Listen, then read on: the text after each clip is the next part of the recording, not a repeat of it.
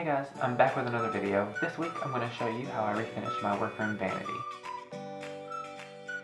I run 3 online stores. I make everything that I offer in my stores, and now I'm lucky enough to be in an apartment where I have an extra room that will serve as my studio. In my studio, I really like to have these little stations around the room, designated areas where I keep certain supplies and do certain things, and this vanity serves as one of those. This is where I work on any fiber or fabric projects. I normally keep my sewing machine tucked underneath. In the drawers, I keep any smaller pieces of fabric, as well as some of my felt and some of my alpaca fibers. I use the alpaca fibers to coat miniature animals for the bazaar, and I use my felt to make my felt flowers for Leaf Boutique.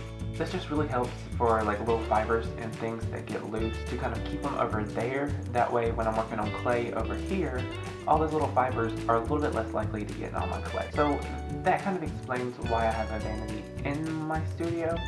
This vanity was given to us by Claiborne's grandpa. He had it in his garage for a while. It was nice enough to give it to us. Claiborne already has a vanity, and I'll be redoing that later, but I'm redoing this one this week. This vanity is super cool. It has a ton of personality, and I really love all the details. The mirror is really intricate. It has this bouquet of what I guess is wheat, little motif at the top, and then around it, these sort of Art Nouveau scrolls, and they're really cool. I really want to bring the personality of this out with a new finish. To start off, I took everything apart.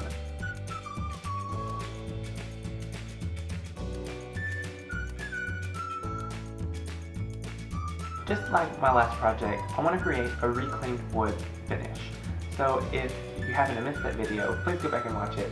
I'll leave a link in the description below. First, I'm going to remove the previous finish from the top of the vanity, as well as the faces of the drawers and the legs of the vanity. I brush on a really thick coat of a stripping gel, and this time I let it sit for about an hour. Once it's been sitting for a while, I begin scraping it off with a metal scraper, and then remove it further by using a steel wool pad soaked in mineral spirits. Then I come back with mineral spirits and paper towel, just to get it really clean.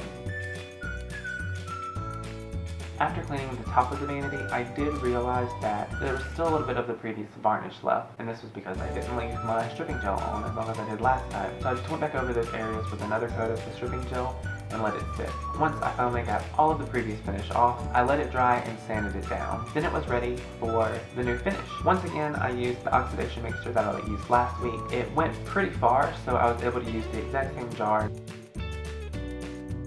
And just like before, I brushed it on, let it dry, and wiped away that powdery residue at the end. Here's a really good shot of what that looks like. You can see that as I wipe away the powdery residue, you can see that aged look underneath. Then I do this for the drawers as well as the legs.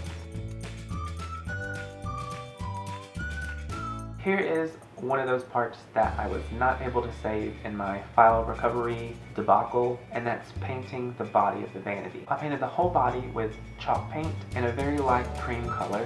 While I had my chalk paint out, I went ahead and made another wash and painted this on my piece just like I did in the previous project. I painted it on, wiped away the excess, let it dry, and then sanded away any visible brush strokes. Here you can see the before and after of adding the wash. In the top left, the paint is in all the low areas and it's lighter, and in the bottom you can see the before. This really does come to personal taste, I think. We do tend to use lighter colors in our apartment. My preference is adding that white wash towards the end, but you don't have to. For the insides of the drawers, I sanded it down really good.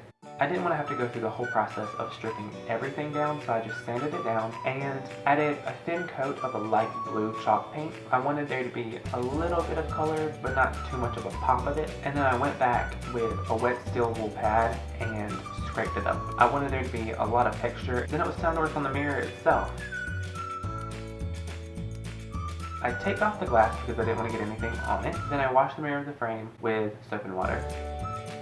I started painting the frame of the mirror with chalk paint, but I wasn't that crazy about the brush strokes on top of that wheat bouquet thing, so I actually let that dry and then went over it with spray paint. I honestly don't know what possessed me, but here is where I thought it would be fun to grab the gray spray paint. However, I do come back and change that later. While the spray paint was drying, I went through and I washed all the handles. They were pretty tarnished, and I didn't want to get rid of all of that because I like the way it looked, but I just wanted to get kind of any residue that would get on your hands off of them. Then once they were clean and dry, I put them back on the drawers. that was when I started taking the newspaper and tape off of the mirror. Before I took it all off, I wanted to see how it looked up against the rest of the vanity, and I wasn't in love with it. The gray and the reclaimed wood and the white were just too much. So I took it back outside and spray painted it a light cream color to match the body of the vanity. And somehow spray paint still managed to get under the newspaper, even though most of it was taped down, so I had to scrape that off with a straight blade.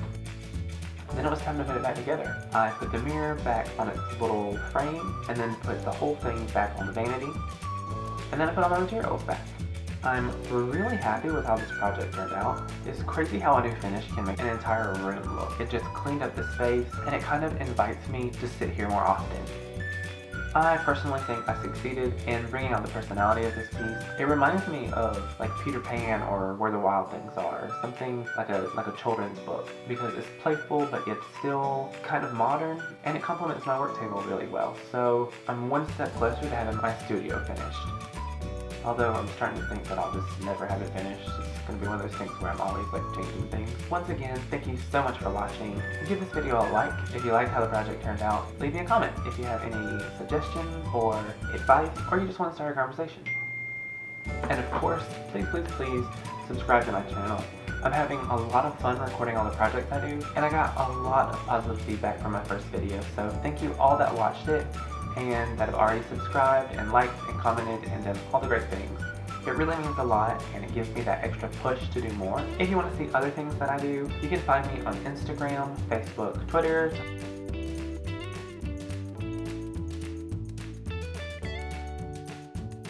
I did run into a little bit of an accident this week, and I lost almost all of my video and photo files, but I was lucky enough to recover almost all of them. Unfortunately, a chunk of what was missing, or what couldn't be recovered, were video files for this project. But I still wanted to pop in this week and share it.